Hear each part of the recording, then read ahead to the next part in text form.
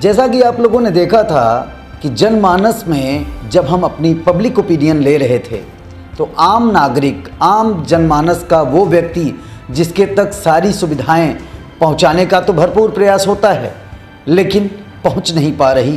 कारण आज विधायक जी बताएंगे और विधायक जी ये भी बताएंगे कि पूर्ववर्ती सरकारों में रहे केराकत विधानसभा के एमएलएज अब तक क्या नहीं कर पाए जो इन्होंने कर दिखाया है। हम विधायक दिनेश चौधरी जो केराकत के विधायक हैं, जौनपुर जनपद से बिलोंग करते हैं, हम उनके साथ बैठे हुए हैं और उनसे पहला हमारा सवाल रहेगा कि 4.5 साल के कार्यकाल में जो विकास दर है उस पर क्या कहते हैं ये, और इन्होंने क्या कुछ कर दिखाया है जो इसके पहले एमएलएज नहीं कर पाए। पूर्ववर्ती सरकारें वो योजनाओं का ध्यान नहीं दी जो इनकी सरकार ने इनको योजना उपलब्ध कराई और इन्होंने उसे कर दिखाया। सर, आपसे जानना चाहेंगे सर हमारा सवाल।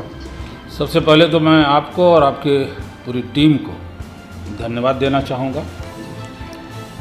अभी आपने कहा कि इसके पहले के विधायक क्या नहीं किए हैं और आप क्या किए हैं, तो मैं आपको ये बताना चाहता हूँ कि हमारे उत्तर प्रदेश के विकास पुरुष, जन संत माननीय योगी आदित्यनाथ जी, मुख्यमंत्री उत्तर प्रदेश सरकार, जब से मुख्यमंत्री बने हैं तब से पूरे प्रदेश में विकास की लहर बह रही है।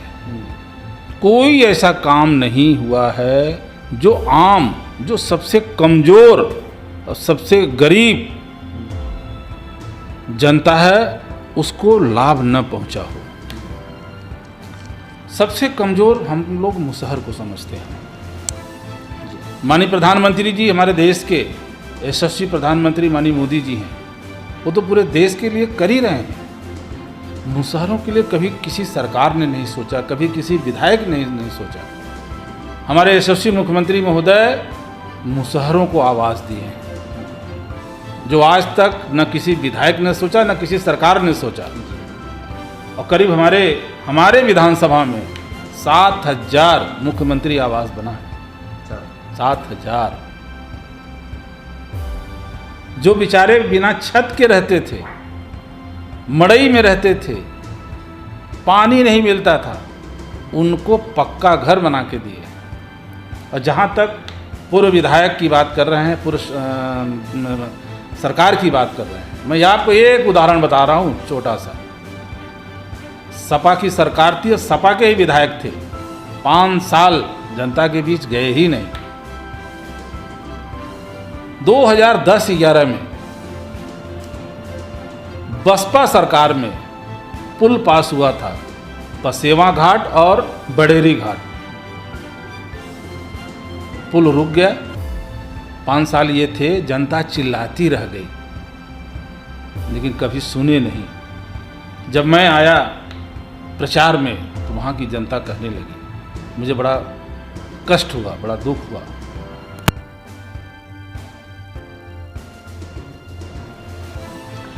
शहीदों के लिए भारतीय जनता पार्टी क्या सोचती है और आप शहीदों पर कुछ कार्य करना चाहते हैं या किए हैं? देखिए, जब से भारतीय जनता पार्टी बनी है पूरे देश में, तब से शहीदों का सम्मान केवल भाजपा करती है, भारतीय जनता पार्टी करती है। नहीं तो सपा के विधायक जिनकी आप अभी तारीफ कर रहे थे, तारीफ सुन के भी आए होंगे, उन्हीं की सरकार, उन्हीं के विधायक 1857 में सेनापुर गांव है हमारे विधानसभा में, 15 लोगों को अंग्रेज पेड़ में बांध के मारे थे, अंग्रेजों को छक्का छुड़ा दिए थे। उसमें सब जाति के लोग थे, लेकिन न सरकार को सूझा, न अभी पूर्व विधायक को सूझा कि उनका सम्मान किया जाए। जब भारतीय जनता पार्टी की सरकार बनी है, उनके विधायक बने हैं, सेनापुर में जाके देख लीजिएगा, आज देखे भी होंगे, 51 फुट का राष्ट्रीय ध्वज, चारों तरफ से boundary, volleyball, badminton, cricket, football खेलने के लिए, बच्चों के लिए ये पार्किंग, सड़क बनाए, जगह बनाए, मैदान बनाए और पथ बनाए कि जो लड़के पुलिस में भर्ती होने जा रहे हैं, दरोगा में भर्ती होने जा रहे हैं, दौड़ें, 1 चक्कर दौड़ें, 2 चक्कर दौड़ें, 3 चक्कर दौड़ें, चाहे जितना दौड़ें, खेलें। हमारा विधानसभा युवाओं का विधानसभा है क्या? हमारा देश युवाओं का, हमारा प्रदेश युवाओं का प्रदेश है। अभी कल ही माननीय मुख्यमंत्री जी जो ओलंपिक में जीत के आए हैं, सबको सम्मान किए हैं, पूरे देश को बुला के सम्मान किए हैं। आज हमारे खिलाड़ियों को कितना हौसला बढ़ा है। इसके पहले की सरकारें की हैं क्या? कभी किसी को सम्मानित किए हैं क्या? कभी किसी का हौसला नहीं बढ़ाया है। पिछले विधायक की बात कर रहे हैं, पिछले सरकार की बात कर रहे हैं। मेरे यहाँ एक कुसरना गांव है, वहाँ यादव ज़्यादा हैं। एक लड़का शहीद हुआ है। मेरे यहाँ एक दिन 8-10 यादव आए, बोले साहब गुलाब सरों से तो हम कहते कहते थक गए, कभी सुने नहीं। हम लोगों से वोट लेते हैं, कभी दिखे नहीं। एक शहीद गेट बनवा देंगे साहब तो बड़ा एहसान होगा। अरे यार हम ये क्या बोल रहे हो, शहीद हुआ है ना, हमारे देश के लिए शहीद हुआ है। मैं गेट बनाऊंगा, मैं गेट बनाने जा रहा हूँ। क्या बात करेंगे पिछली सरकार का और पिछले विधायक का।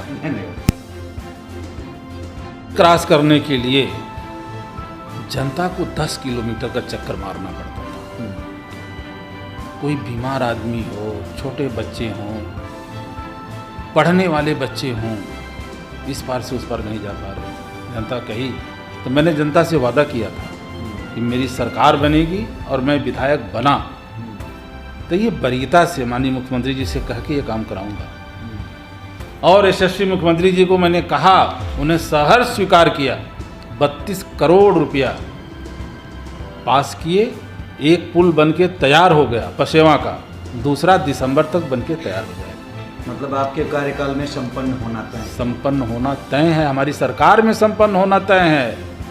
लेकिन एक बात रह जाती है माननीय विधायक जी, आपने अपने कार्यों का हवाला दिया है और क्षेत्र उदाहरण सहित बता रहा हूं। जी उदाहरण सहित बता रहे हैं। उदाहरण सहित बता रहा हूं। और विपक्ष आपसे इतना नाराज क्यों रहता है? क्या ऐसी कमी आप उन लोगों के लिए छोड़ देते? कहीं उनका उत्पीड़न तो नहीं हो रहा लगातार? विपक्ष आज पूरे देश में माननीय मोदी जी को हराओ, माननीय मोदी जी को हराओ। अरे क्यों हराओ, कारण तो बताओ। इतना ईमानदार, इतना मेहनती प्रधानमंत्री मिला है कभी?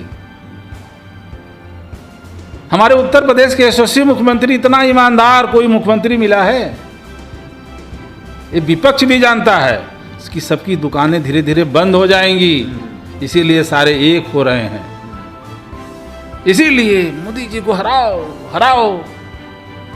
अभी सपा के ही एक सांसद थे, उनको जनगण राष्ट्रीय गीत जो हमारा है वही नहीं गा पा रहे थे। लास्ट में जय हो जय हो जय हो करके बंद कर दिए। एक सांसद अफगानिस्तान की तारीफ कर रहे हैं। अब जब से सरकार बनी है केंद्र में, 70 साल का कोड समाप्त हुआ। 370 70 साल का कोड, 35A, एक और सवाल, 3 तलाक। जी सर, ये माननीय प्रधानमंत्री जी कर रहे हैं। और ये लोग तो वोट की राजनीति कर रहे हैं, वो वोट की राजनीति नहीं कर रहे हैं। जी हाँ। एक और सवाल रहेगा आपसे, और वो आखिरी सवाल भी हो सकता है क्योंकि समय का अभाव आपको भी है।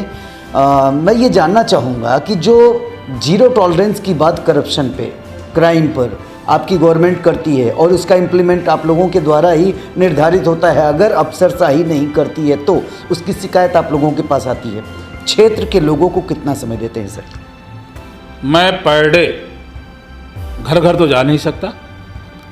एक घर चला गया, चाय पी के आ गया, पड़ोसी नाराज, अच्छा वो नहीं वोट दे ले रहा है। मैं तो चाहता हूँ जाऊँ, लेकिन सबके यहाँ नहीं जा सकता। तो मैं तय किया हूँ, शादी ब्याह मरनी करनी या कोई फंक्शन हो, निमंत्रण मिलता है तो मैं जाता हूँ। मैं चाहता हूँ जाना और जाता भी हूँ। सुबह 7 बजे उठ के बैठ जाता हूँ जनता दरबार में। जो लोग भी आते हैं उनका सुनता हूँ, तुरंत जो भी निर्धारण करना रहता है, एसडीएम साहब को फ़ोन करना है, एसपी साहब को फ़ोन करना है, डीएम साहब को फ़ोन करना है। आपने एक इंटरव्यू में बताया था कि आपने 600 किलोमीटर की सड़क बनाई है अपने कार्यकाल में, आपको याद होगा। मैं ये मान लूँ या ये मान लिया जाए कि केराकत विधानसभा की ओवरऑल जितनी भी बेहतरी सड़कें हैं, लिंक रोड है या एनएच है, वो बेहतर से बन चुका है और अब गड्ढा मुक्त का सपना केराकत में दिख रहा है? सड़क की तो जाल बिछाए हम लोग। पूरे प्रदेश में इतनी सड़क तो कभी बनी ही नहीं। आप चंदवक घूमते होंगे, जाते होंगे, तो इसके पहले भी जाते रहे होंगे। अभी कैसा सड़क है, वो गड्ढे में सड़क था कि सड़क में गड्ढा था, पता था? अभी आप गए होंगे, आप खुद बताइए ना, कितना प्लेन सड़क है, कितना उतना थिकनेस है। मैं चंदवक का छोटा उदाहरण दे रहा हूँ। और जो मैं वादा किया सर, लोग यहाँ तक भी कहने लगे कि जब चुनाव निकट हैं तो माननीय विधायक जी को काम सूझ रहा है, इसके पहले कोविड का हवाला देकर वो नहीं आते थे। ये इसमें कितनी सच्चाई है? जितना कोविड में हमारी जनता पार्टी ने रिस्क लिया है, ऐसे तो पूरे विश्व में ये महामारी थी, और हम लोग भाग्यशाली हैं, सौभाग्यशाली हैं कि हमके ऐसे यशस्वी प्रधानमंत्री मिले हैं और ऐसे यशस्वी मुख्यमंत्री मिले हैं जो हमारे प्रदेश को, देश को बचा लिए। हमारे से कम आबादी वाला देश और जहाँ पूरी व्यवस्था है, वहाँ सबसे ज़्यादा मरे हैं। आपके विधानसभा में कितनी मौतें हुई? कोरोना से तो नाम मात्र का 1-2 मरे होंगे, कोरोना से हमारे विधानसभा में नहीं मरे हैं। आप पता ये आप सौभाग्य की बात है आपके लिए। बहुत सौभाग्य की बात है। कोरोना तो नाम मात्र के, आप रिकॉर्ड जाके देख लीजिएगा, 1 या 2, इससे ज़्यादा नहीं मरे हैं। अपनी बीमारी से मरे हैं या कोई हार्ट अटैक करके मरा, वो अलग चीज़ है, पर कोरोना से नहीं मरे हैं। और कोरोना में मैं स्वयं रिस्क लेके, जब पहली बार आई थी कोरोना, जाके खुद खड़ा होके बांटा हूँ राशन, गरीबों को, मुसहर को, कमज़ोरों को, सबको बांटा हूँ रिस्क ले लेके। और 50 कुंटल गेहूँ मैं अपने घर से दिया हूँ। और माननीय मुख्यमंत्री जी को कोविड-19 में 5 लाख रुपए का चेक दे के आया हूँ स्वयं। जब देश रहेगा तो मेरा रहना नहीं, मैं अकेले रह के क्या करूँगा? तो आपने सुन ही लिया होगा कि विधायक किराकत दिनेश चौधरी जी ने क्या कहा, कितनी पारदर्शिता रखी है, कितनी मिलनसारिता और सुलभता के साथ वो लोगों के बीच जाते रहे हैं। लेकिन विपक्ष के हमलावर तेवर से, उनके अंदाज से इनका बचना मुश्किल ही नहीं, नामुमकिन भी है। लेकिन ये अपने कारवां पर रुकने वाले भी नहीं हैं। इनकी व्यक्तिगत बातों को अगर ध्यान में रखा जाए तो इन्होंने विकास बहुत किया है। अब इम्तिहान की घड़ी है, सब कुछ निर्धारित जनता करने वाली है। 2022 मिशन की तैयारियां जोरों पर हैं, ये आपको भी पता होगा। दर्शकों, इसी के साथ हम लेते हैं आपसे इजाज़त, फिर मिलेंगे अपने एपिसोड में। तब तक के लिए दीजिए इजाज़त। केसी मिश्रा के साथ रिपोर्ट बाबू। अगर आपको हमारा वीडियो पसंद आया है तो प्लीज़ लाइक कीजिए, सब्सक्राइब कीजिए और बेल आइकन की घंटी